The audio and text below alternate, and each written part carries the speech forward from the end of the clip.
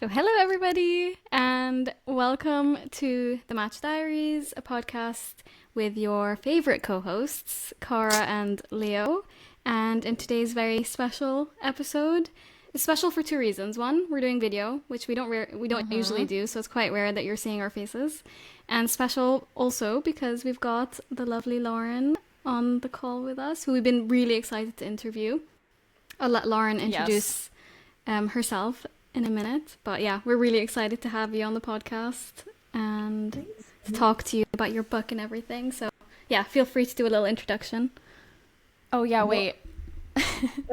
I want to just say something really quickly before you introduce yourself, which is that I feel like podcast listeners who have been with us for a while will already know your name and your book very well, because I think I mention you in the book probably almost every second or third episode, to be honest.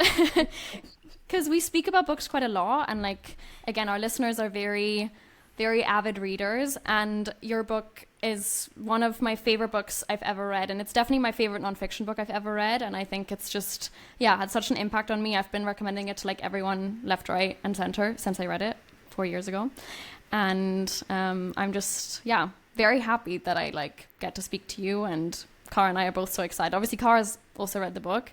Yeah, and I was one of the influenced people by Leo to read the book. So. I always make a joke as well in the episodes, because Leo will be like, oh yeah, and I read this in the Book of Moods, and I'm like, oh, surprise, surprise, the Book of Moods again featuring in our episodes. So yeah, our listeners will know who you are.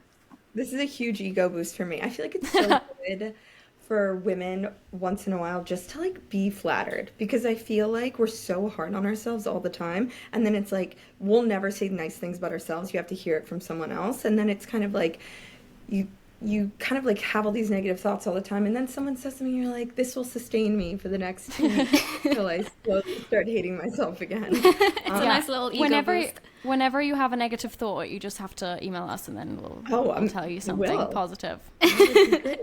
No, because I feel bad. Leo, I know you follow the newsletter, because like I write this newsletter every week, which was kind of, and we'll get into it, bleeds into the book, but like every week I'm just like, I'm kind of having a hard time.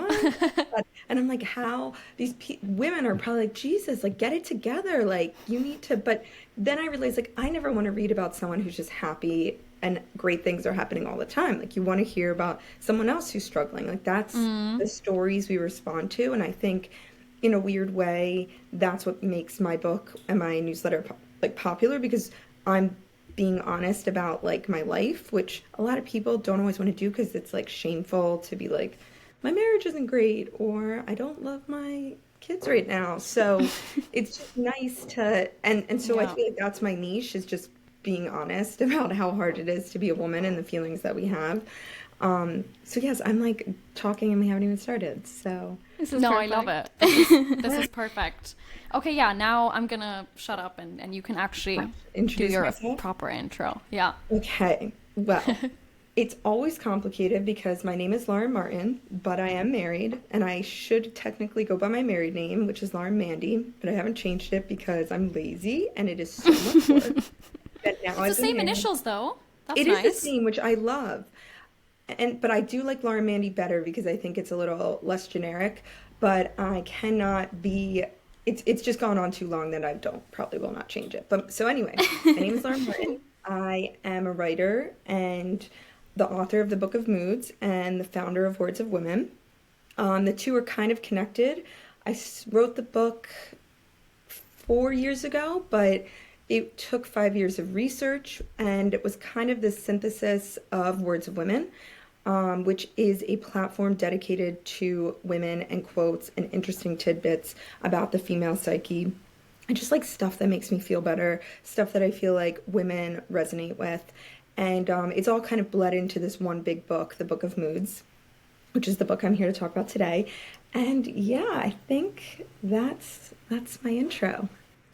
I love it. I think you do such an interesting cross-section of things. Like, I love that it's not just one thing. I feel like, obviously, even just talking about, your own emotions and what you were saying, like talking about, the tough truths and like just being vulnerable is hard enough. But also I love like the fact that you bring in stories from history and like scientific facts. And I think that's what makes the book so special, and also like the account that you have, because it makes you understand yourself better through a personal account, but then also via another person's history that maybe like you've heard about or you admire in some way, and then you also understand like the psyche behind it. So I think it's a very unique combination of things. I have two things to say on that. One, I always look, and I talk about this in the book, about how like writing advice is life advice. And I've been a writer my whole, adult life. And one of the things they say is people read to feel or to be entertained or to learn. So like as long as they're learning something or they're feeling something, you're like gonna get engagement. And I feel like that's always just what I'm trying to do. It's like if I can't always be like touchy-feely, then I want to like teach you about something interesting. But it's funny because people have always asked me with Words of Women, it has like 325,000 followers. Like, oh, like, do you have like a social media manager? Do you like have a posting schedule? Like, how do you always? And I'm like, no, I literally am so against that for my brand, because I feel what I post is what I'm feeling in the moment. And I have this theory that a lot of women, we're connected in so many ways. And I feel like when I'm feeling something, how like you're having a long week and it just feels like a long week and everyone feels like it's a long week. Like, why is that? Yeah. So I have this feeling like, I don't want to get too witchy here, but like the moon and, the planets and like everything, like the tides and just like the women's emotional, like our menstrual cycles, like we are in a weird way connected. So when I'm feeling bad, there's a like high chance a lot of women are, and they'll resonate with what I'm posting that day. Yeah. And it's funny because someone reached out because I was posting a lot of quotes about like marriage and men and love, and someone was like, are you going through a rough time in your marriage? Like, that's what you're trying. I was like, maybe I didn't even think of that, but maybe I unconsciously am working through something with my husband, because that's just what I was thinking about. Yeah. No, I was gonna say it's so true, because I was actually in the office today, and all of us girls were literally just saying how we feel off, like we feel like something's going on, and then literally we were like, oh, it's a full moon tomorrow, so we're all just like feeling there's something going on right now. I feel like there's something going on in 2024. Everyone I know every day, the whole year. It's just there's something. There's something about 2024. Like everyone I talk to is just like going through something, some trial that it's bigger than usual. Like I know I've gone through a few big knocks this year, like bigger than I have in like 5 years. And everyone I talk to is also battling something. So I definitely feel like we're in this like transformative year where like maybe like the residual effects of COVID are finally like coming out, but like So true. lots of change is happening. Yeah. I definitely feel like change is happening a lot. But I feel like after a rough patch, always the best is yet to come. So, 100%. it's all going to be worth it for That's the what I tell payoff. myself whenever I'm having a really hard time. And I feel like as I've gotten older, it's, life is supposed to get easier, but it gets harder. And yeah, you might have the skills to cope with it, but you're coping with way bigger things. And there's also less people there to help you. So I feel like my downs are much harder. But I also, every time I'm in a low phase, I'm like, I know something good is coming because it can't get worse. Like I'm on my down, and so the curve is going up. Yeah, no, but it's so interesting because I feel like I felt for a while that the older I get, the more kind of confident I become in like who I am. Like it doesn't mean that I'm definitely still like I deal with a lot of insecurities and overthinking and all the things that like we talk a lot about in our podcast, but I feel like I have a better sense of like who I am now than I did a year ago or 2 years ago or 3 years ago. And I love like listening to interviews with people who are like in their 50s or 60s or, and listening to them kind of saying like, oh, I would never go back to my 20s or, whatever age, because, whatever, I guess we overthink more. I don't know, like what you found kind of looking back at like the person who wrote the book versus now. I definitely find myself, I think there's a Willa Cather quote, and it's like, pain will come again, but it will find a tougher surface. And I feel like I love that.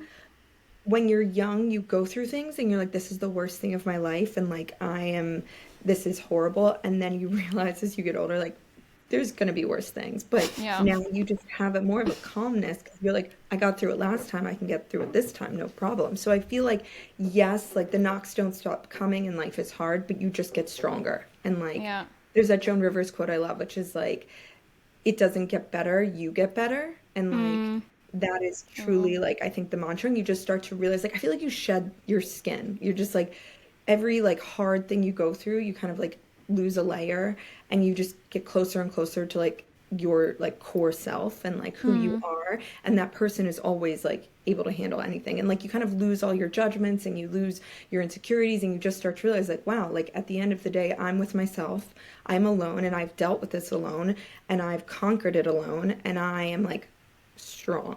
And that's just what keeps happening. You just keep getting stronger and stronger. Love that. I love that. I feel like that's what I needed to hear today. So it's good we're talking. I feel like we're talking to you at the right stage. Not to go too ahead, but I feel like it kind of ties into because in the book you mentioned about like stoicism and being like indifferent to pain, and how we kind of have to just like accept the pain that will come, and that helps us kind of navigate it in the future. I relate to that so much. I feel like my mom, like growing up, she's like, you think like your high school drama is bad? Wait till you get older, it's just gonna get worse. And like I used to hate her saying that growing up, but now that I'm an adult, I'm like, I get it. Like I relate, because you just have to deal with so many things at such a greater level, and I like the idea of that your skin gets tougher, so you know the problems will continue, but you do have like your experiences that you've learned to build on however you're gonna respond to whatever happens as you grow up. It's definitely like a fine balance. I really believe in manifestation, and I was really researching it a lot because I was going through the interview process for jobs, and I felt like when I really wanted something, like really wanted a job, I never got through like the second round or third round interview. And when I did not care, like I was over it, or I was just like, what, I don't even want this job, but I still went through the process, I would like get so far or get the job. And it really comes down to this idea, and it's a fine balance between like manifesting what you want, but not obsessing over it, which is like, it's called cherishing.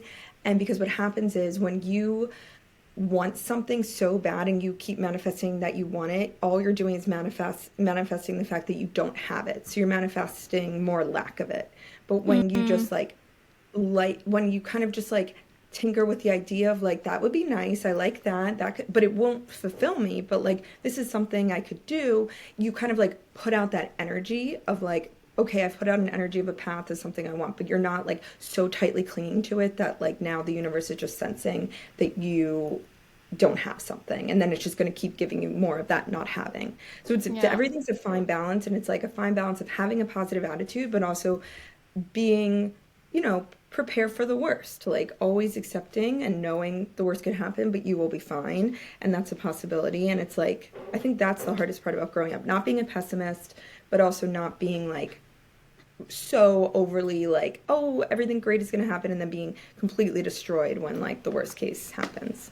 Yeah, I remember reading about this in your newsletter, like that principle, and I really, really love it, because I was thinking about, so I kind of semi-recently at this point moved cities, and I remember like at the beginning I was really attached to this idea of like I wanted to find new friends, and I was finding it really hard because I feel like I was meeting new people and like going on like these quote unquote friend dates, but I felt myself almost like, I think I wanted it too much, so then I found it quite hard to like just be myself and like relax, and again like not attached to the outcome. I think same with dating, right? It's always like, oh, when you least expect it is when it happens, because it kind of is. And so I was kind of relating that concept to like my own life when I started letting go a little bit more and just be like, okay, whatever, like I am who I am, like whoever comes into my life will. And then that's when I feel like I started meeting more people, and then it's like, oh wait, I like them and they seem to like me, literally, you know? once you're like, I'm fine alone, that like then you're not alone. It just happens that way. But it's so hard to make yourself think something that you're not really thinking. It's like, oh, so many friends who are single and they just want to be in a relationship, but it's hard because they're like, no, I know I should not care, but you can't make yourself not care. So that's like the hardest thing. And it truly comes down to, and I think this is why I'm like, have so many things always going on, is like, you have to distract yourself. Like I'm always like, if I'm applying for a job, then I'm like working on Words of Women, because I can't think about it. Otherwise I'll like totally stress or overanalyze it. So I just like make myself do something else. And then and there's another great quote, and it's like, the universe is tricky this way. Like the second you know, stop wanting it or stop thinking about it, it comes. And I really believe in that. And that just goes down to the whole idea of like, if you want something, fine, put it out, but don't obsess, move on. And then like, you still put that like vibration out there, it'll come back. Yeah, it's always, easier said than done to not obsess. I feel like I am, and I feel like Cara and I both have this problem. Like, we're like master overthinkers. I don't want to speak on your behalf. No, girl, speak on my behalf. You know the truth. And it's so hard. Like, how do you stop when, like, you know, the thoughts will just, like, they keep going, and you're like, this is not productive. Like, you know. I know. Yeah. For me, it's more of a control thing. I try my best to control every situation, and I think I need to just accept that a lot of things I can't control. I need to just like let go and let whatever happen. But again, much easier said than done. Like, I'm aware that I need to be like this, but still I'm like, I know. And then you obsess over it, and then you get like anxious because you're like, I want to be a chill person, and I'm not. Yeah, I'm stressing about wanting to be a chill person. It's like almost ironic. Yeah, exactly. And I talk about it in the book, you know, anxiety it really is just thinking about the future. That's all it is. Regret is the past, anxiety is the future, and like where we always want to be is the present. And I think in the book that is where I talk about like writing advice as life advice. And you know, the first chapter I literally talk about how anxiety and inducing just writing this book was, because all of a sudden your mind is like, wait, I want it to be this, I want it to be perfect, I want it to be that, I don't know how to do this. So I was going to, like, I have a 300-page document of all my favorite, like, writers and their advice on writing, and a lot of it is, like, everyone feels this way. So, like, you have to just focus on, I think I said, like, one word at a time, you know, it's not even one page at a time. It's truly, like, focus on the word in front of you. And there's another great quote from the book where it's like building a puzzle. Like, if you look at all the pieces, you get totally, like, you can't do it. You have to, like, focus on a corner and just get that corner part done. And that's, you know, how life is. And I feel like with anything, like, okay, like, you're stressed about the day, make a list, focus on the first thing, the biggest thing you have to do, get that off your list, and slowly start, like, whittling it down. Because I will sit at my desk and just be like, oh my God, I have so much to do, I don't even know where to start. And that's like anxiety. Like, your just brain is over tripping. Yeah, that is so true. It's always also, like, I mean, okay, maybe let's do highs and lows first, because otherwise we're going to get too far into it. I have too many questions already. But obviously, always at the beginning of our episodes, we do highs and lows of the week, and if all three of us did it, we'd be here for like another hour. Just talk about highs and lows. We're not going to do that, but we'd love for you to give your high and low of the week. Yeah, it can be as deep or surface level as you want it to be. Honestly, I think my high is this. Aww. Because I think what happens is, and I talked about this a little, like, I get very, you know, being a writer or even working from home, like, you kind of are alone a lot, and then you, even though I don't crave interaction, you do, but you don't realize you even want it until you're doing it, and then you're like, oh God, I love, like, talking to people, especially women. So this is my high. My low would either be being sick, which I'm like gonna sound like a freak because I just keep quoting, but like that is my life. I just think in terms of quotes because I'm always looking at them. It's like, if you don't make time for your health, you'll have to make time for your illness. And I truly think that's what happened to me. I really have been running on empty, and then I just like got so sick. Like, I think it was COVID, it was some new strain, and I was just in bed, and I never truly, I don't get sick. Like, I feel like women are very strong. Like, my husband's always sick, and he's like, I feel so sick, like, I'm nauseous. He's like, do you feel sick? I was like, I threw up like twice today and like carried on. Like, you know what I mean? Like, I'm just used to pain. I don't even think about it. I'm like, okay, get through it. And it is a known thing that women have like double the amount of pain receptors in their bodies, so like we feel it so much more, but we also have a higher pain tolerance. Interesting. Yeah, women are just like beasts. So I'm always just like, so this is the first time I truly was like incapacitated for a few days in bed, and I never truly was like, oh, and it was good because now I feel like I appreciate my health and my ability to work and my daily, like, okay, this is great. Just being healthy is something we take for granted. So that was my life. Oh, that's a good one. Yeah, I feel like whenever you're sick, you're like, oh my God, I'm never going to not appreciate being able to breathe, or, you know, like the simple things. Yeah.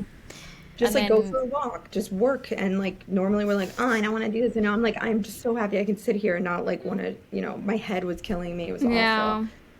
Yeah. It's like when you get like a little cut. It's like when you get a little cut on your pinky and you're like, I've never appreciated that part of my finger before. And now I wish that I did, because I will never take you for granted. Yeah, we need to do that more. Because you mentioned your Word doc with quotes. How many pages do you have in your Word doc of quotes now, do you think? So I have one that's 440 pages, and they're Oh all God. only of women. And I have one that's just Queen. for the seasons or months, and that's, I want to say 50 pages. And then I have one for something else, and that's like 200 pages. So all in all, I have a lot. Oh my God. So how do you like look for a quote that, do you type in like a mood So no, or it's weird. Everyone always asks me how I find them. I think because I read a lot, I just like constantly am like, my husband thinks I have a photographic memory. I'm starting to ooh. think maybe I do, but like not in the way of like Rain Man, but like I see something and I just remember it. And then I remember that author. And then I'll be like, oh, I wonder what else she's like said. So then I'll start like looking up her words or her books. And then from there, I'll be like, oh, like, who else like is she like in terms of other authors? And then I just go down a rabbit hole. And then if someone's really interesting, I'll like look up their whole history. And that's usually when like I'll post about them because I'm like, this is so interesting. But yeah, I just feel like there's a Brene Brown quote, and it's like, I know it's cheesy and cliche to say a quote can change your life, but when you hear something, when you need to hear it and you're ready to hear it, like it does. It changes something inside of you. And I feel like it unlocks things, and like Yeah. words unlock things for me. They unlock a new way of thinking about something. They unlock, an emotion I'm maybe repressing. And that's what they say, like, art is so good for. Like, we don't find ways to release our emotions throughout the day. We just kind of like bottle them up and keep going. So then when you watch a movie, like you cry, right? And that's because you're having that cathartic experience, but someone is giving it to you. So like I feel like Yeah. it's so important to have these moments of like relatability and catharsis and just like being able to be like, oh, okay, yes, someone feels that way too. I feel better. Yeah. In terms of quotes that stick with you and like you hear at the right time, for me, the one of the quotes that I remember also saying on the podcast multiple times is from your chapter in Beauty, and it's the quote, "You're not pretty like her, you're pretty like Like you." you. I love that one. And I'd never heard anyone like I'd never heard it before. I'd never like Yeah. thought of the concept like that, and I feel like your book was the first one where I read someone talking about like the trivial worries that you have about like your appearance and almost like normalized it, was also still almost like, okay, that like, okay, thinking about a fucking spot that you have or thinking about these like trivial details is actually stupid, but almost like reading about it and how it can affect you and like how something as quote unquote superficial as obviously your appearance, but it can still impact your day or your months or your years. It does, though. It really does. It's so funny to say that because, we were talking earlier, like I wrote this when I was in my 20s, and now I'm like, oh, I have 2 kids and I'm in my 30s, and I'm like, that's so trivial. But at the same time, I'm like, it's not trivial. And people have been reaching out to me lately because it's like, it's not really about the pimple, or you guys say it so much nicer. My husband says that. Like it's not about the bad hair or like feeling gross. It's just like, it's about like the pressure society puts on women and trying to constantly live through that, but while also not pretending like you don't care about it. And that's the dichotomy of being a woman. It's like you have to be beautiful, but don't care about being beautiful because then you're vain. And so it's like when I wake up, and I would always try and like, I talk about it, like my husband in the book, it's like, I don't want to go to a party because like I'm feeling ugly. Like I have a huge spot. Even when I cover it up, I'm just going to be insecure the whole time thinking about it. And, we have been dating long enough for him to know, like, why don't you, like, you're in a mood. Why are you in a mood? And I'm like, nothing. I just feel ugly. He's like, because you have a spot. And I'm like, you know what? Yes, it is. I'm breaking out. And it makes me feel insecure. And when I'm insecure, then I feel like moody and I'm miserable. And it's unfortunate that should, and that's when, the book, it's like the genesis is like, why should we waste our lives in these moods when like life is so fleeting and precious? And it's like, we shouldn't let this control us. But unfortunately, it does, and it's part of being a woman. And it's like, I had to write about it to be like, it's normal. How are we going to get through this? Yeah. Which is why... Sorry, Leo. I was going to say, which is why I actually then love how you have the chapter as well, like, go visit your grandma, because I think that's the epitome of, like, you think these things matter, but then they'll always creep up, and then you'll be like 60 or 70 years old, and you look back and you'll be like, well, why did I waste so much time? And if only I had truly seen how beautiful I was, and or like how these things don't matter, because again, when you grow up, you realize that life is like so much more than just those like superficial things of worrying about what you look like, or even like self-obsessing about how you look like I'm sure I've wasted so much pressure. Like I probably wasted so many minutes of my life like looking in a mirror or looking at my reflection in a car or like in a window, and it's like, if you actually think how meaningless those moments are, it's like such an interesting thing to think about. But the worst part is like it's a dichotomy, because it's like, you know what, like you do have your youth, and it's like, go visit your grandma because she will, one, tell you you're beautiful, two, like you will be reminded that like you're gonna get old one day. There's like five reasons why you need to do it, but the other is like, I was looking at pictures last night of me and my daughters, and right now I'm like, I look so ugly, like I'm just like, you know, I feel like these kids have taken all my energy. I'm not sleeping. And then I look at photos from a year ago and I'm like, wow, I looked good. Why? But I was feeling the exact same way last year. Yeah. So what? Am I going to waste my whole life never taking photos with my daughters because I feel like I don't look good right now? When I look back and I'm like, wait, I looked way better than I did this year. And it's like, it's this cycle and it just keeps going. And we have to stop it at a certain point. Yeah. I was going to ask you actually about like you now being a mother of future women, you know, now girls, of like, how do you think you're gonna try and approach this topic with them, or like have you thought about like how you want to talk to them about like their own perception? I think about it every single day. One, because everyone is like, especially my husband, like I always wanted girls. I was a babysitter. Like I liked girls better than boys. I don't like playing with trucks. I like doing tea parties. I like the girly stuff. I like to dress up. I'm like, yes, I can buy all these. Like, you know, when you go to a store and you see all the cute little things, but you're like, that's for little girls. Like, I'm not going to buy that. I get to buy them, and I do. But my husband's always like, yeah, but like everyone says like, yeah, like girls are easier when they're young, but they get really bad when they're older. And I'm like, first off, let's not like completely assassinate an entire gender to just being like shit. Like, when you know, I hate when people do that, because everyone's like, ooh, you're going to have a tough time. Second, I see it as a challenge, and I feel like, you know, they always say like God gives you like the kids you're supposed to have, and like in a way like the challenge you can handle. And I feel like I was given two girls because I wrote the book of moods, and like if you want to come at me, like I just feel like, one, I'm going to be equipped to be like, you cannot outmood me, you cannot be like, I wrote the book of fucking moods, like I literally wrote the book. And two, I feel like there's this whole like gentle parenting movement, which is like, I kind of don't buy into, which is like, you don't say no, like you don't like, when they're like acting crazy, like, and they're 2-year-olds, they have no concept of anything, right? So like, they're trying to tell me that I have to be like, oh, like you're having a tantrum, like because you're having big feelings, like no, like I don't do that, but I do feel like I understand more the concept, which is like, they're acting out because something's bothering them. They're never going to be able to explain what's bothering them at 2 years old, but I do feel like it's great practice for when they're older, which is like, I know that you're going to feel shitty because like you're breaking out. I know you're going to feel moody because a boy doesn't like you. I know you're going to feel bad because you just like, your friend isn't texting you back. So like, I feel like I can understand it, and hopefully then like, it's almost like a new challenge to apply what I know.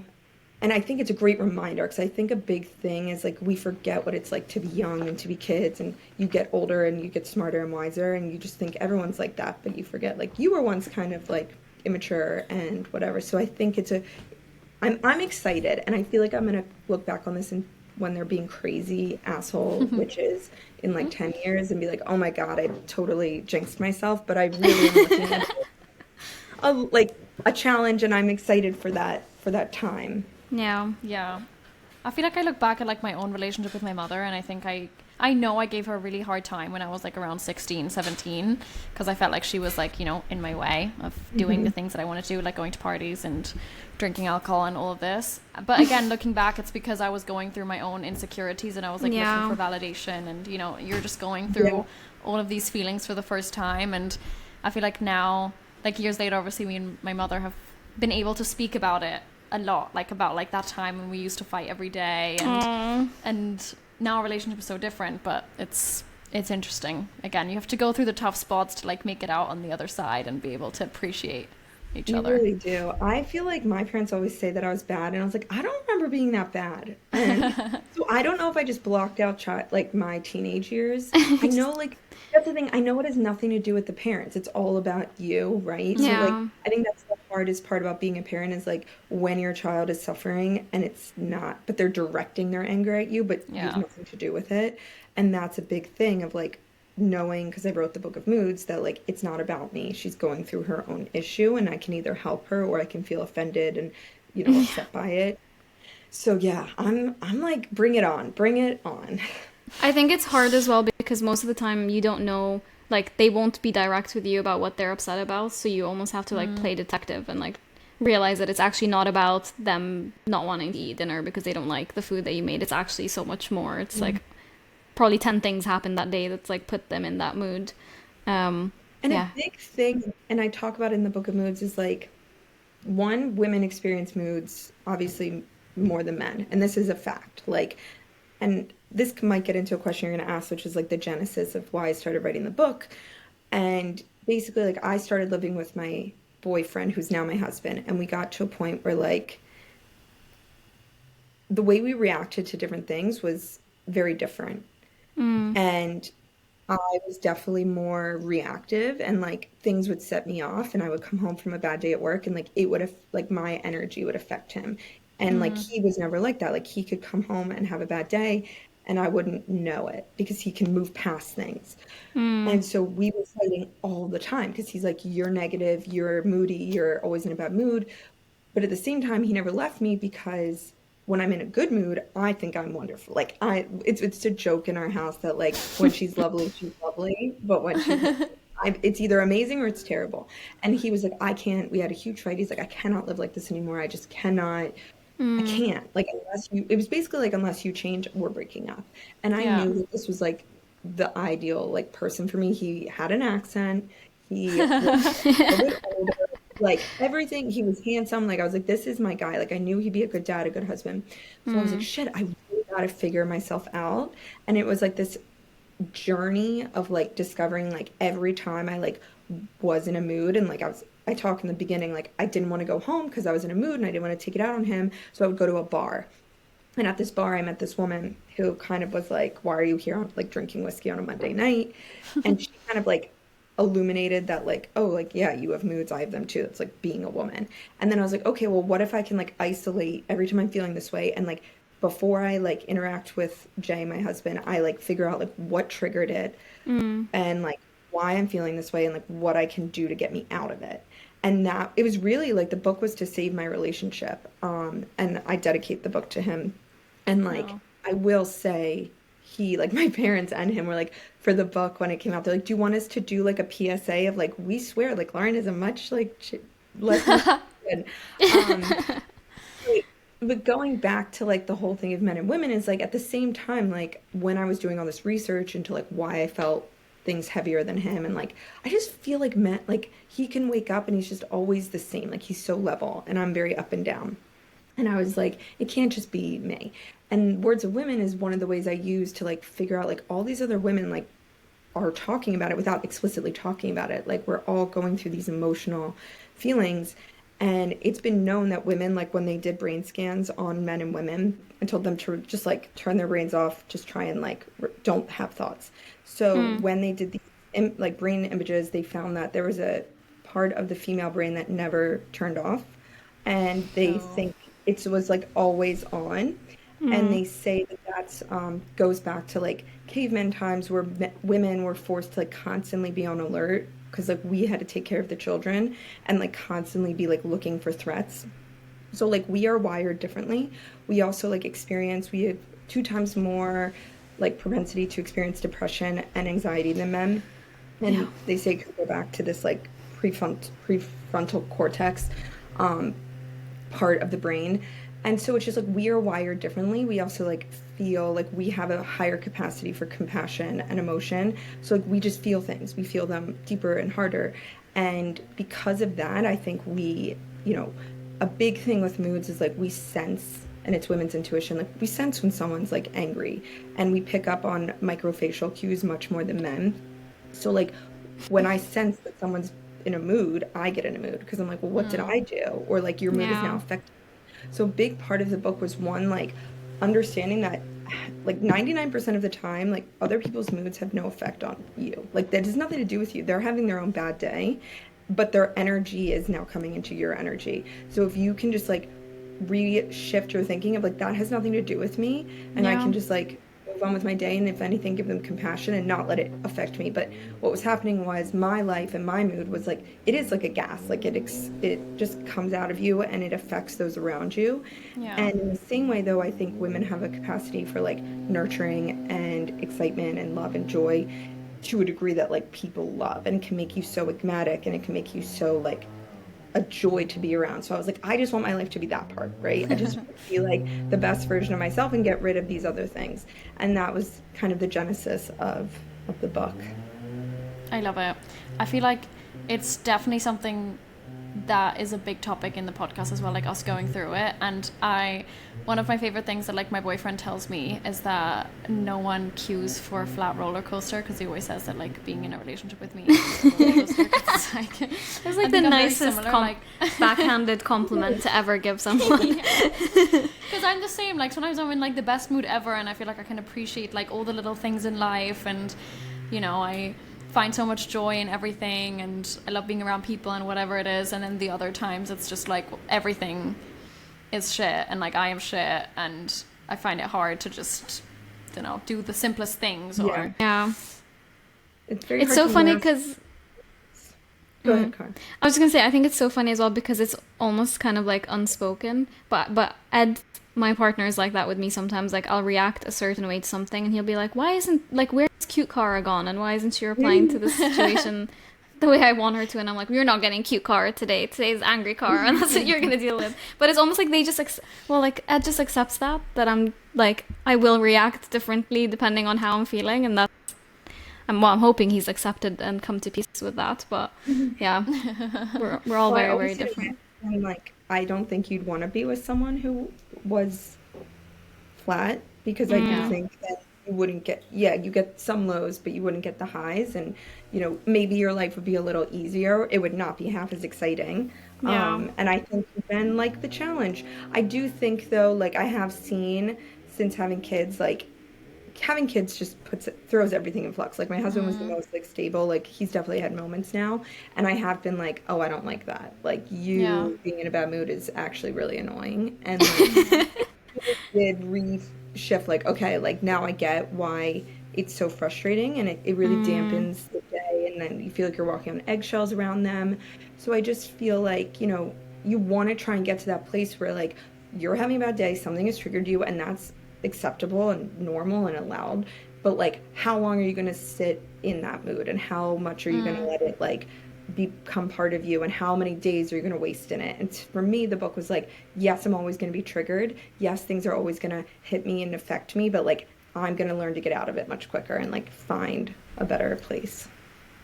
So what do you do now when a trigger comes along? Like, for example, I know that you in the newsletter have been speaking quite a lot about like rejection in the job sphere, and I wonder if you don't mind sharing like a little bit about like what's been happening and how I'm imagining that would be a big trigger for like moods to happen, and how you're dealing with it now to like not let it, you know, overwhelm or take over like days, weeks. Yeah, I mean, it's huge. Like, and I think for me, so basically like I've always worked, and because writing, you don't make a lot of money. So like writing was always something you do until you can afford to do it full time. So like you guys, like I would do it at night or in the morning and always go to work. So when but I wanted a job that was kind of like, I could just be a cog in a machine. So I got a job at a big corporation where it was very easy, like 9 to 5, not a lot of pressure.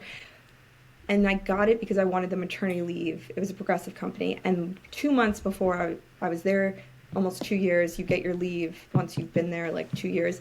My whole division was laid off. That was not like in the plan. So like all of a sudden I'm pregnant, about to have a baby, and have no job, which is hard enough to be like, okay, I'm like giving birth, having a kid, and now I don't know what I'm doing, and I'm on maternity leave. So now on top of like having a baby, I have to think about how to get a job. So after my maternity leave was up, they like honored that, which I will say went, they didn't have to. And that went down to like, I believe like if you do good, good comes back. And like I emailed my VP and was like, look, like I'm pregnant. You guys knew that. Like I know you don't have to honor it. They found a way.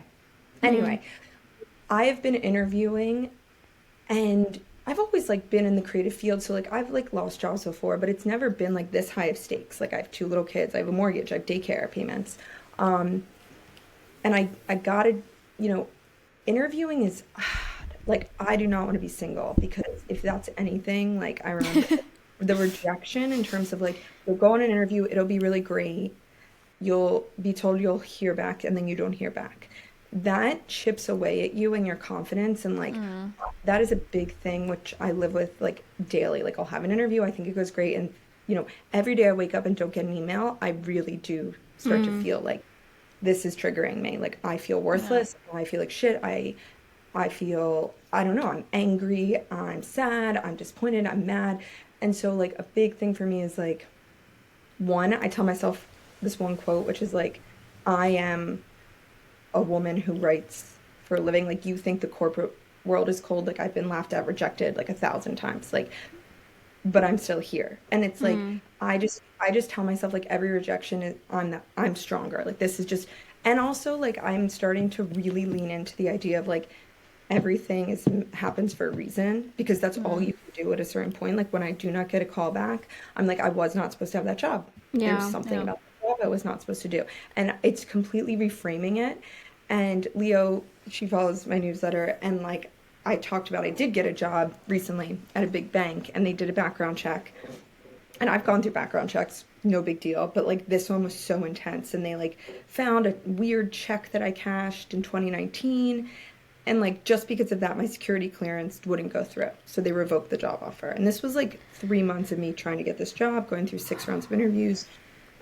I got the job. I got a car to go to the job. I like had told everyone, and then they were just like, "Sorry, your offer's been revoked," which was, I think that's the biggest hurdle I've been through in a long time. In terms of to like everything I understood. So I went through definitely like I would say a good month of mourning, but like I have kids, and I talk about this in the newsletter. Like you can't just and that's one of the benefits is like you don't have the time to wallow. I don't have the time to feel sorry for myself, to move on. And a big thing with me is like using my daughters to reframe to be like, I want to show them what strength looks like. Like one day my daughter's going to come to me and be like, oh, I didn't get picked for the soccer team. Like I didn't make varsity. I didn't do this. And I can be like, you're literally talking to like the queen of rejection. Like I have been rejected a million times, but look at, and I hope that when she looks at me, she's like, wow, my mom is doing amazing things and she's so strong. And if she's been rejected, that must mean I'm doing something right because I'm putting myself out there. And there's like another Sylvia Plath quote that I like literally printed out during this time. And it's like, I love my rejection slips. They show me I try.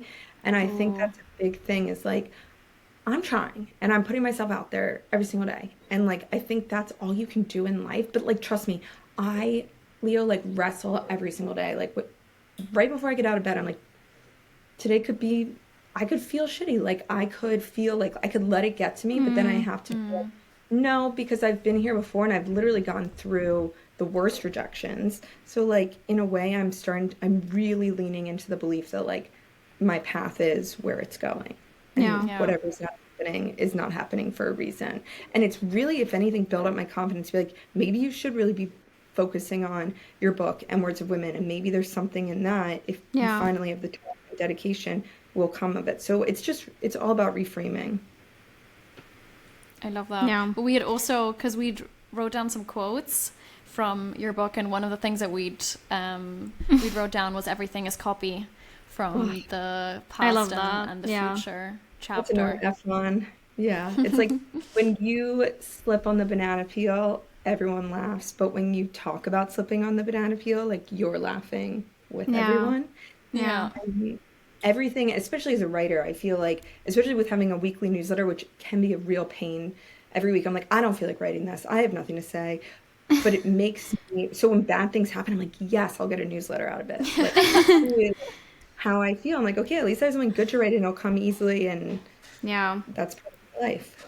It's so much easier to look at it in hindsight, though, I think, because I mean, I relate to the whole job struggle thing, because I I graduated my master's during COVID time when literally everyone was being made like laid off or everyone going on furlough. So it took me a lot longer to get a job, and it was during the time where we kind of started the podcast, and the benefits were it gave me time to like properly invest into this. But I remember being what is wrong with me, and like taking every single rejection so personal as well. But then I realized though it actually isn't, because when I eventually got the job that I have now, which I've been at now for almost 4 years, which is crazy. But I remember like kind of talking to them, and they were like, honestly, it wasn't like you both were great and you both could have gotten the job, but like one person had thought you'd be like a better vibe, or like they actually found something you said quite funny. So they just clicked with you more, and that's all it was. And I was like, so a rejection doesn't mean you're not good enough. It just means that someone may have had like a different connection with that person and found that person more suited to the job, but it doesn't mean that you weren't good enough, because you wouldn't have gotten to that stage in the process if you weren't qualified to do the job. So it's like reminding yourself that there's too many people on this planet, so it's bound to happen. Like there's not, I remember though it was such a difficult time. I think especially for writers, anyone in the arts, like writing, acting, like we deal with rejection. Like my husband has been at the same job for like 10 years. Like he's in tech sales. Like he doesn't, and for anyone who's in like, let's say marketing or any type of artistic field, I think as well, like you're going to be laid off first. You're the first one to experience kind of rejection, especially like art, like actresses though, and writers, like that is just part of your job. Like you create something, you get told no. You go in for an audition, you have to get used to no. And there's this great Carol Burnett quote where she's like, I started looking at it as like, I'm not jealous that she got the part. I'm like, this is her time. It's not my time. That's her time. So like my time will come and I'm happy for her. And like that's how I'm also looking at it. Like you look at all these other people as like, oh, they're your enemy, or that other girl who got it, or like, no, she's like you and she's getting her moment now, right? And you're gonna be that person, and someone's not gonna get the job the next time. And we just have to start like looking at it differently, because it's awful not having a job. You really start to feel like your sense of self, and that's when you really have to have that inner strength to be like, it's just a job, it is not my identity, it is not my work. And the concept of it not being your time is so true, because I remember when I eventually did get the current job offer, a part of me was thinking of the other person that didn't get it, and I remember being like, now I know how they feel, because I remember how shit it felt when I got it, and I almost like felt bad. I was like, oh well, I know now that this person's probably thinking, oh, I'm gonna give up, or I don't know what I'm gonna do, and feeling stressed. So it's such a weird, it's almost like duality of life feelings, where like, yes, there's good in this, but there's always a bad on the other side, and even if you don't, I don't know, it's very, very complex. What is the expression? Life is like licking honey off a thorn. Like it's just, there's always a little bit of sadness and everything. I think women experience it the most. I like that though, in terms of licking honey off a thorn. So it's like, no matter how prickly or bad something is, there's always still the honey, you know, that or no matter how good it is, like there's always like someone's feeling bad. That's so true. Because I was going to ask about something else from the past and the future chapter, because obviously it's kind of about kind of ruminating in the past, but then also worrying about the future in that chapter a lot. And one thing that you speak about is anchoring, which apparently is kind of like a cognitive bias, and where specifically like women are apparently more likely to make connections between negative events that happened in the past and then possible negative events in the future, which I have like struggled a lot with this. Like it's something that I have talked a lot about, like in therapy and on the podcast, in terms of like things or mistakes that I have done, and trying to make myself believe that I'm not destined to like make the same mistakes over again, but that I can like, get myself out of a cycle. But I was wondering, how you feel, or maybe you can like explain the concept a bit better than I just explained it, or like your thoughts on it and how you kind of view it now. So I feel like what you're explaining is like, basically women have a tendency to cling to the past and the future, for multiple reasons. Like it all the chapters kind of bleed in, but just here's an example. Like women are known to take longer time to fall asleep than men. because we need more time to decompress, because we carry more throughout the day, because we do not let things go. But that is also because like we're wired that way, right? We are constantly analyzing everything that's happening for threats, right? And we're trying to see patterns and to be like, I don't want to do that again. But all we're doing is creating anxiety and creating like a nervous energy.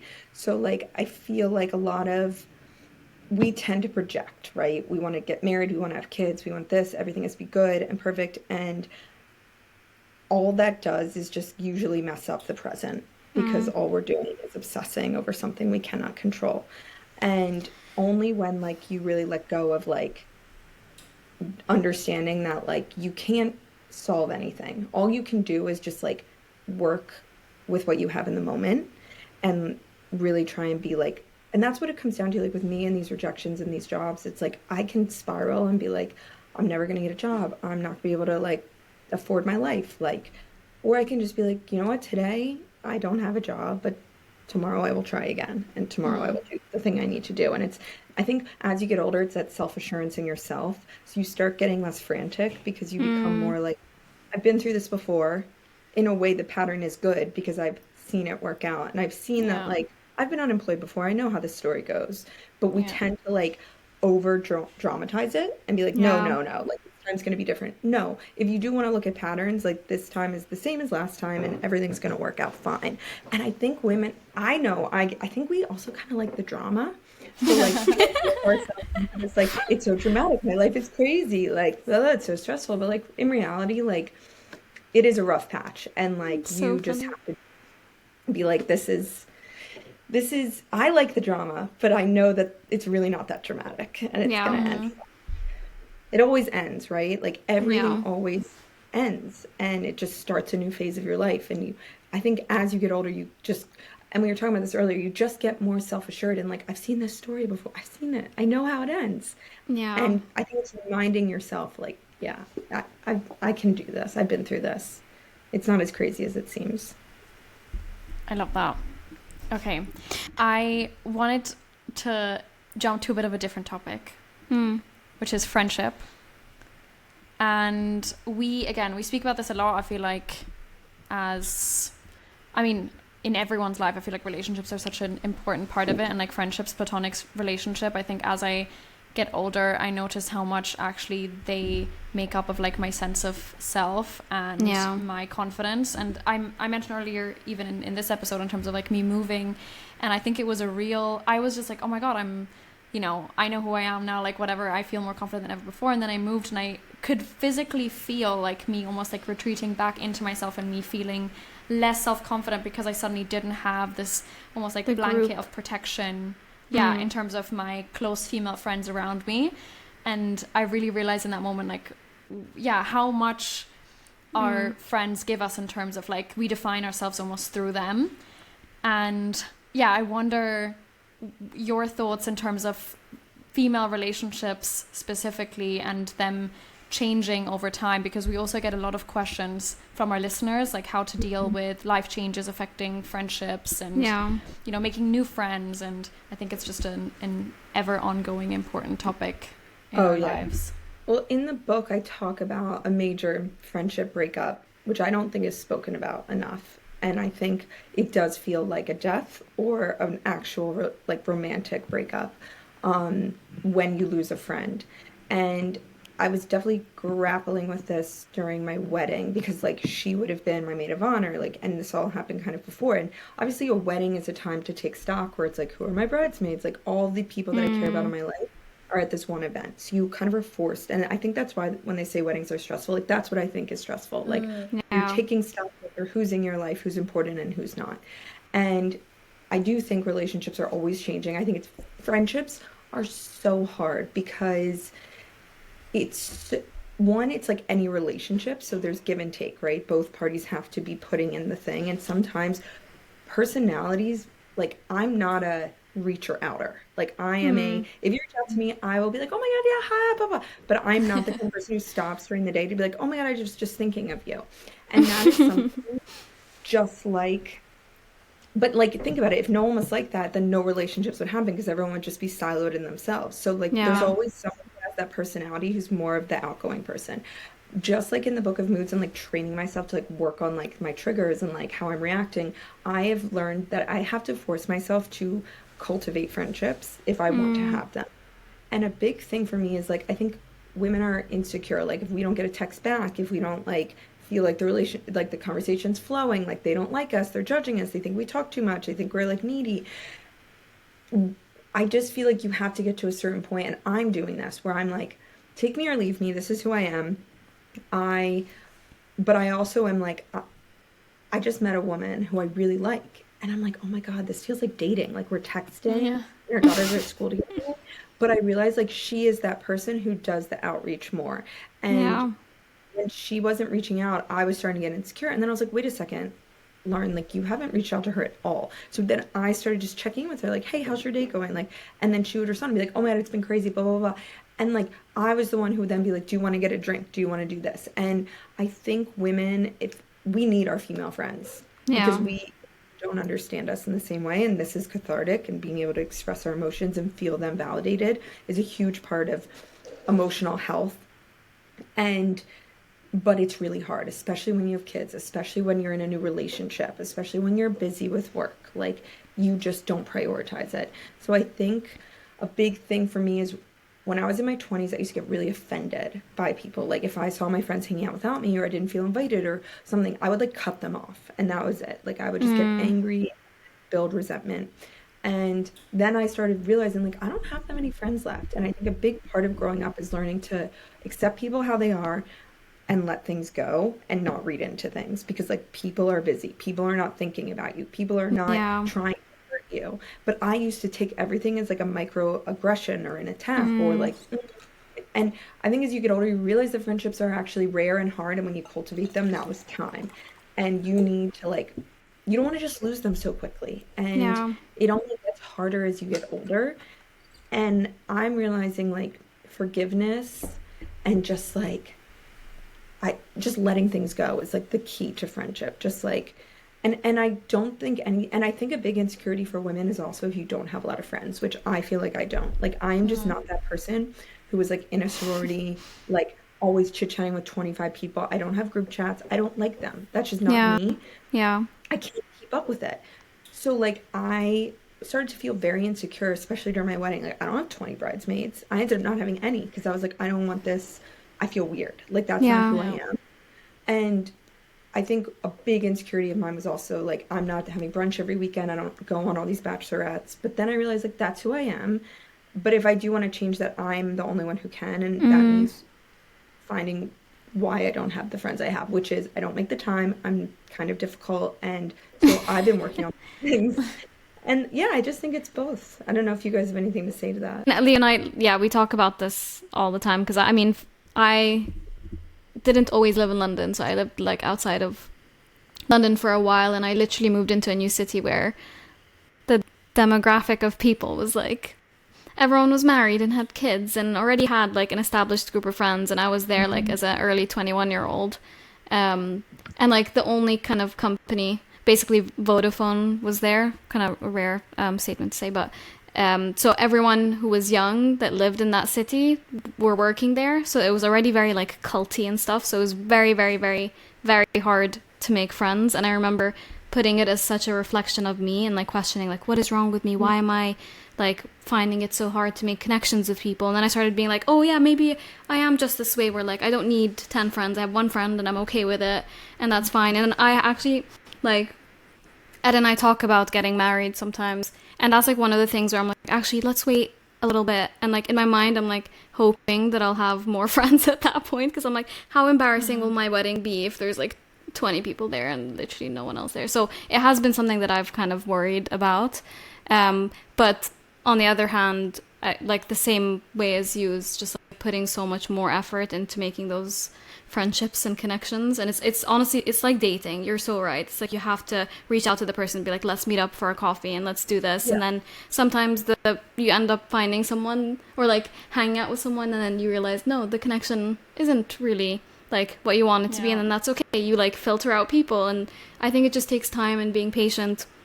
And also it isn't like quantity doesn't matter as well. Like as long as you have a good group of as long as you have a good group. I don't think you need a good group. Like, I think women put so much, it's like, how much can we have? Like, you need a relationship, you need a job, you need a huge friend group, you need a partner, you need, like, you can't have it all. You really can't. Yeah. And I do think, like, you pick and choose. So, like, if you're in a really good relationship, that's a win, right? You're not, Yeah. and like, when you have a relationship, you spend a lot of time with that person. That is your best friend. So, like, you have a best friend. And I think, I'm telling you, as someone who has 2 kids now, like, you will not have time to see your friends who don't have kids eventually. Your friends are always changing, and I feel like women put so much pressure on themselves to have everything, like the perfect friend group, the spouse, the kids, the house. You're just not going to. And I think you need to become okay with that if, like, you aren't not that person who's revitalized by lots of friends. Sometimes for me, it's more energy. I don't feel fulfilled all the time.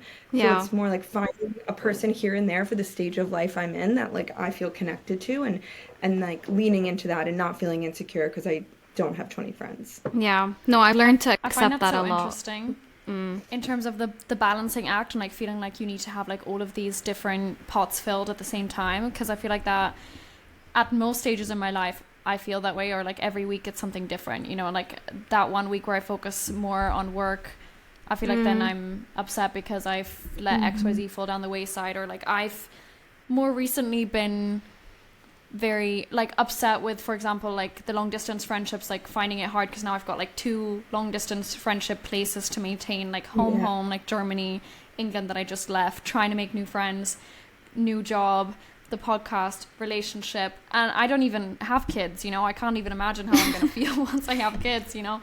And I feel like there's always like, which I think is why it's like about the mindset more than anything, because I think we only get more and more busy as we age, because there's more admin or like more random things or taxes that you have to think about. More responsibility. Yeah, so but scary. Obviously we don't just start doing more and more things. It's like, okay, I guess you have to learn to accept like what you can do, and I don't know, but I'm definitely still in the learning process, because sometimes we get questions of like, oh, how do you balance it all? I'm like, I don't feel like I don't feel like I balance anything very well at all. Something's always missing for me, and I feel like though I'm the one thing I pride myself on is being honest about that. Like, I'm like, I don't have the friendship group I wish I had. You know, I made a lot of mistakes in college. I cut people off too quickly. I didn't foster relationships that I kind of wish I did, but life is so long in a way that you can make up for it. Like, I'm now starting to be like, okay, if I have time, I will reach out to people, but I'm also not going to let myself feel guilty for not having this Carrie Bradshaw Sex and the City friend group. It's just not part of my life, because Carrie Bradshaw also doesn't have what I have. So like, you just, I think women we need to let go of that guilt, but also be aware of like, this is something I could work on, and I'm going to. Because like, life is always changing. One day I won't be so busy and I might want those friendships. So like, I'll start putting a little groundwork in. But like, I'm not going to hate myself because I don't have this ideal vision of what I thought I would have. Yeah. Also, so you know, it's like giving that you said. Go on, Cara. I was just going to say, it's also just giving yourself grace, because it's not that you're not putting energy into this because you're lazy and, you know, you're not like prioritizing.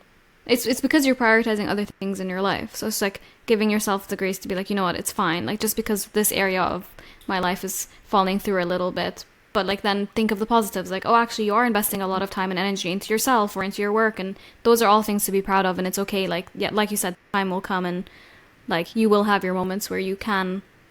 And honestly, the true friends in your lives will be the ones that are like seeing and accepting that you are going through a lot of things, and like being there, but not being upset that maybe you don't reach out every day or whatever, you know, just like knowing that you guys are like going through life together, like parallels. But it's, and like being happy that the other person is growing and going through like whatever, you know, they're going through. So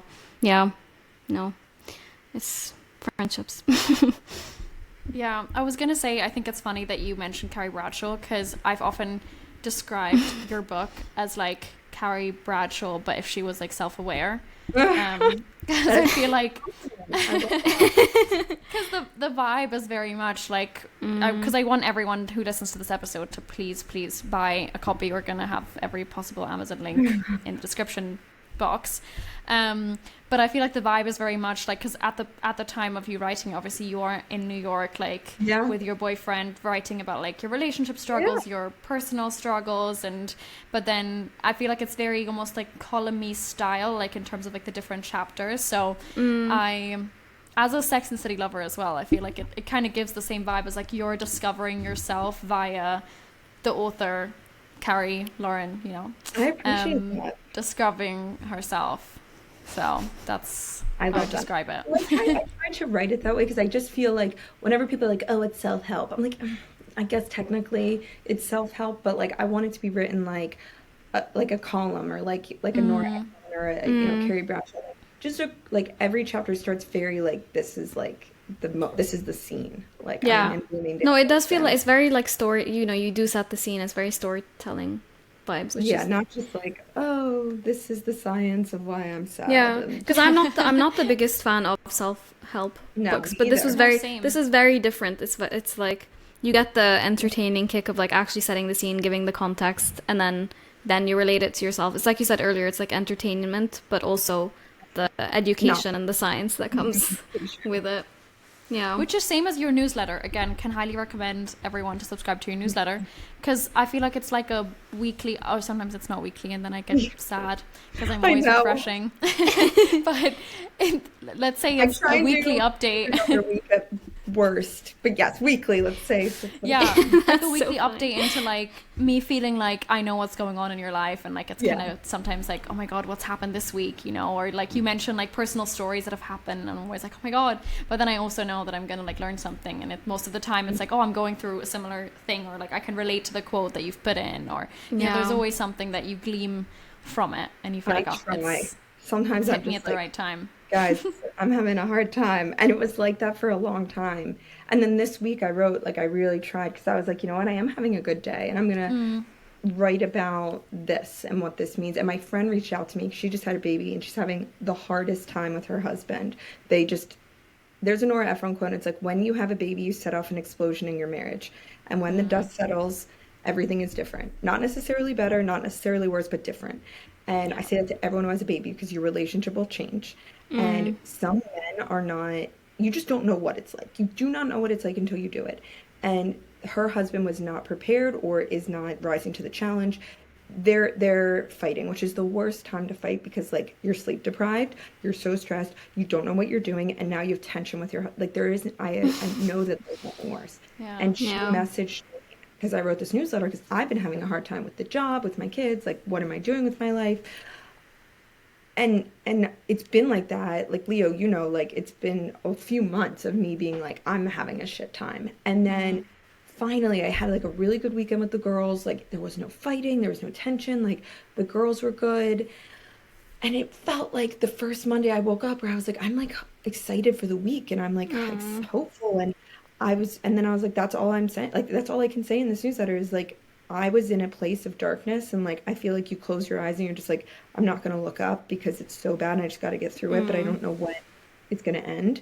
And you kind of forget that there is light that can come, and when you're at your low there's always a high, but you forget at a certain point because you are at your low for so long. And I was like, I feel the high, like I can now feel it coming on, and I was almost just a reminder to be like, if you're in this dark place, like it will get better. It took like but it got, and my friend messaged me and she's like, I needed to read that because like I'm in the shittiest time of my life, and like knowing that it could possibly get better makes just it bearable. I feel like, but that's why also it's important to like be honest about the rough patch before, you know, because then that's why you almost need like the context, and it helps so much for people to be honest about the good and the bad, because the good can be uplifting, but not if you only always see the good stuff, you know, and then you're like, oh, well, that's not like me because my life isn't only good. I don't want to hear about how good your life is. Like, think about it. When you talk to someone, like, you want to, this is how I feel and how I make myself feel better when I'm always writing about, like, my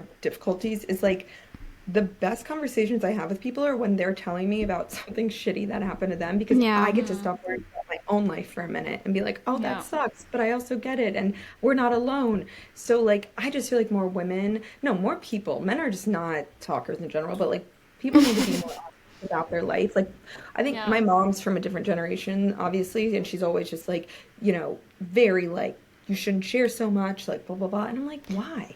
What's the secret here? Like, I'm not ashamed. So, like, if you have shame over, like, what you're going through, that's your problem. This is cathartic to share my pain and to get emails back from women being like, thank you for sharing. I feel better. That is, like, makes it all worthwhile. Yeah. It's so true. That's like our podcast in a nutshell. Yeah. Well, because we've like cried on here many times, and I've also had, like, for example, my boyfriend being concerned sometimes, or like my mom or something being like, are you sure you want to be that honest, you know? Like, it is sometimes quite, it is like vulnerable to show people almost like the darkest side of especially you. in this age of social media where it's like all about showing the best side. And this is my life, look at it, it's so pretty, and like like I just have gone the opposite direction because I just feel like I'm tired of all it's bullshit. Like, it's like we're all fighting things and we're all hiding. I could cry. Leo, you know, I literally call this my crying era. Like, I cry all the time. Like, I just feel like, one, I think 2024 is especially hard. I don't know why. There's something in the air. Yeah. But I feel like I'm reckoning with something, and whether I'm growing or I'm just more hormonal, I don't know. But all I know is, like, I am at a place where, like, if you give me a look of too much kindness or, like, let me talk, I will cry because and like, we have to be there for each other, and the only way to be there is to connect through experiences. I do think it's always a win-win as well, because we get like the satisfaction of being able to talk and understand our feelings and like let that release out, but then also getting that one message of someone saying they relate, or, you know, that I'm sharing their experience, it makes it worth it. So it's almost like, well, what's the bad in the situation at all? It's like, it's almost hard to think about. But when we were talking about the highs and lows, I was thinking it would be quite funny if we started our episodes only with highs. I feel like people would actually hate us if they were like, are they actually just like only sharing the good parts of their lives? It's very, very against our podcast. Imagine if we were that like cocky and we just started our episode being like, so this is how amazing my life is. I would hate us. I feel like that'd be a good brain exercise, you know? I would love to only focus on the good. But no, people would not relate. No. I would be like, no, don't have time. I don't want to hear how great your life is. I would literally be like, pause, delete, bye. This makes me think of like the social media element of it all, right? And I feel like your platform is obviously very unique in the sense that it's not photos of, you know, you or things in your life or anything highlight reel related, but it's really about the women that you find inspiring, or, you know, seasonal quotes or whatever it is. And I think it's a very, very good space to follow and like get inspiration space. But yeah, and I wanted to ask you, in terms of you doing these years of research now into different women, like what women in the past, or alive or dead or whatever, like you feel like inspire you the most, or have inspired you the most when researching? Easy. One, Diana Vreeland. She was the editor-in-chief of Vogue, even though she had never gone to college. I don't know if she'd finished high school.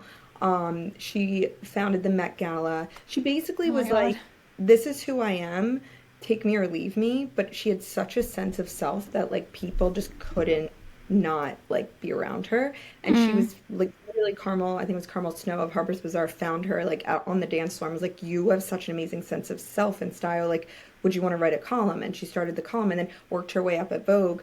And so cool. Eventually they like fired her. I think like some men, of course, like executives, and like making digs like, you don't even have a college degree, like you shouldn't be editor-in-chief. And it really hurt her because that was an insecurity of hers. But like she did all of that without that. And I think, and she has so many great quotes, which is just like, she's like, don't give them what they wanted, give them what they never knew they wanted. And like, life is about like perception, and you know, like she was really about like creating an aura and like following your dream, and just like she lived in this world of like everything is beautiful if you make it beautiful. And she was very whimsical and eccentric, and I love eccentric women. I love that. There's a quote I love, which is like, if they don't give you a seat at the table, bring a folding chair, which I think is like my mantra for 2024 because of all the rejection I'm dealing with. So I'm like, I have to make my own path. Like I have to find another way, and I'm not being allowed in these doors. So I will go in through like the basement and I will create my own door. Shirley Chisholm. Who else do I love? I mean, I quote like I love Donna Tartt. Oh my God, I love her. We love her. And Donna Tartt has a great one. It's like, maybe it's Sadie Smith where she's like, oh no, Donna Tartt says, it's about playing a poor hand well. And that's kind of also how I feel. Who else do I have so much. I mean, I could go like I could talk about women forever. Joan Didion, love her, because she was a big one, Joan, about really talking about her struggles. Like when, first off, women were not considered like real writers ever, and she wrote with such an authoritative like voice that like people really would put her next to like Hemingway in terms of like her authority. Um, and she was like an amazing interviewer, and she always says the reason she was so good is because she was like small and petite and people would overlook her and not Oh, expect her to come with like hard questions, and like because they just assume she's some little girl, like she doesn't know, and then she yeah. would get like the best stories.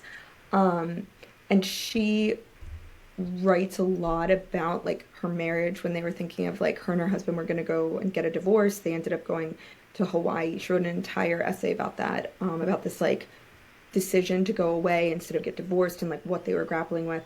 She got she has a beautiful essay on just like migraines and like how she gets these terrible migraines, and then but like the blessing, which is like when you're in deep dark misery and like you have to go to bed and you can't think, it's only when the migraine stops that you're like, oh, I appreciate like everything, the fact that I'm walking down, like everything has new Yeah. meaning.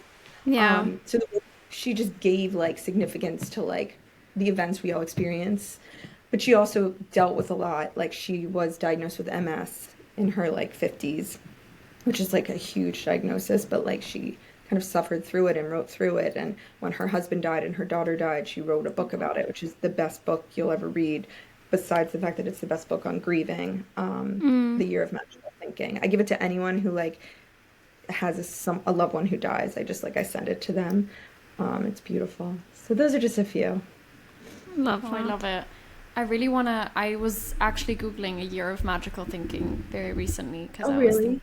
yeah, because I've heard a lot about it, but I've never read it. But yeah, I It's definitely want to beautiful. read it. Add it to our list. Yeah.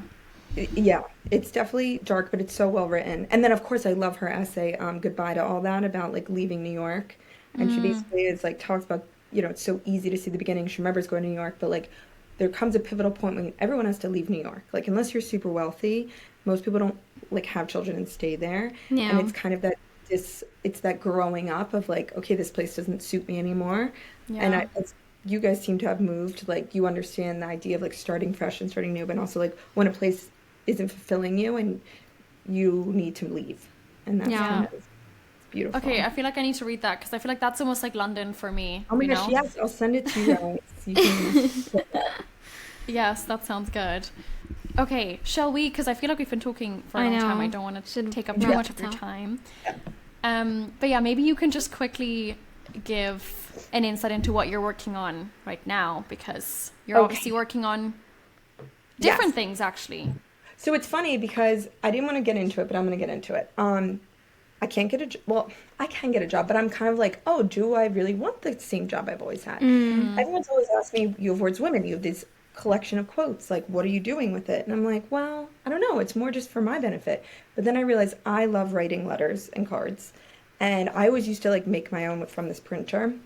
And I was like, wait a second, like I could just make greeting cards with these quotes that I love of women that like are either inspiring or like they make you feel better. So I think I have some here. And so how it works with like copyright law is like you can do a oh, I love it. quote for a greeting Oh. card if like I love this one too. I know just how you feel. Oh. Um, if someone has been dead 70 years, technically they're in the public domain. So like everyone's like, yeah, but how do you find the quotes? I'm like, hello, I've been like archiving quotes for 10 years. So I basically have like all these cards, and the whole point is like they're all from famous women, and it's called Words of Women Greetings, and like they Oh. basically are like generic, like every house needs a grandmother in it, Louisa May Alcott. And I love like the love letters between like Vita Sackville West and Virginia Woolf. So I like took some of theirs, which are great, just like letters to send your friends. So the whole point is like, I don't think that like we communicate enough, and like we don't write letters because we don't have the time. What do we say? Like Lemony Snicket has this great quote, and it's like, I have it on the website. So go to Words of Women's Greetings. If you go to about, it's like every child should learn to write a good thank you card, because like your child can become a Coke dealer, but like they'll always be remembered as the person who writes like good thank you cards. So like there's something Love it. for like manners. And I think I always write cards, and it's my way of connecting with people because I don't have time. So like instead, when I write a thank you note, I like really write a thank you note to like people. So I think a big thing is I'm a writer. That comes naturally for me. It doesn't come naturally to others. So I'm like, well, what if a card has this like beautiful, thoughtful quote on it, and then the back you just write like a little thing. So it's like giving the message you want to send. So the whole point is like, you can make your own like bundle of cards and then have them for when like life's moments come up. And they're the quotes I chose. There's 25. They're like generic but profound enough to like work for multiple things. So like it could be a Valentine's card, or it could just be like a general greeting card, or it could be a birthday card. The problem is I haven't figured out shipping to the UK. Otherwise I would and you guys it's like $30 to send like 2 cards. It's crazy. I have to like that is crazy. I know, because I always want to order things from the US, and it's a big pain in the butt, unfortunately. Yeah, it's so annoying. But that's what I'm doing, and I've actually done quite well. I just launched it 3 weeks ago, and I've broke even, which is great. Oh my god, congrats. Yes, thank you. So I'm like, this is not card season, so I'm like kind of just like testing, and then I'm hoping for Christmas and Valentine's and Mother's Day I'll get like a major orders. But for now, it's more just like testing the quotes and seeing what people like and what they're buying, and then really getting ready. So that's what I'm doing. I'm also working on my second book, but that is slower. And yeah, the rest we'll see. I can't wait for the second book. I'm so excited. But also I'm very excited about the cards. You'll have to let us know when they ship to EU, UK. But we have actually, I think our biggest portion of listeners is from the US, so we'll still put all the links in the notes and share it on our Instagram and everything for people to buy cards. And I feel like it's the loveliest idea. Yeah, well, thank you. And I mean, if you like the Book of Moods, you'll like the cards, because it's all like there's a lot of quotes, and they're all from women. So because I feel like women, it's like, I think there's a Jane Austen thing. It's like women are not correspondents to be depended on, and like we're the ones who write the letters. So yeah, this has been great, guys. I don't know if you have any other like, do you want me to end on any like quote or anything? We have if you have prepared one, but we wanted to end this episode basically asking you what's a quote basically that you're needing to hear the most today, or you'd like to share with our listeners that you think, I mean, like we said, we're all interconnected, so I'm sure whatever you say will connect to everybody. This one is really, so when you asked me, I was like, I'm never going to be able to pick one. It's always like the moment I'm in.